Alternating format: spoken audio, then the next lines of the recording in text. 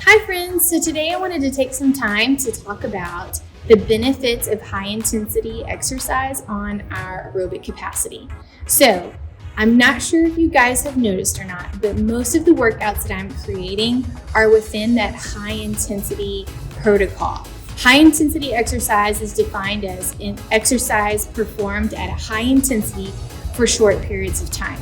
So typically what you're gonna see is that we're gonna try and increase that heart rate, kind of reach into some of that high intensity movement. You feel really tired and really fatigued, and then it's followed by a short rest. And we kind of repeat that for either certain rounds or within even different movements. High intensity exercise also increases our muscle oxidative capacity. This allows our muscles to utilize the oxygen. My goals for you are to continue to keep doing these workouts and be thinking about all of the positive things that high intensity exercise can offer you, specifically for our heart health and our metabolic health. And so a goal would be to try to aim for 3 high intensity workouts a week, a time of 10 to 15 minutes each time. So if you've been following along and utilizing these workouts, you can go back and repeat them.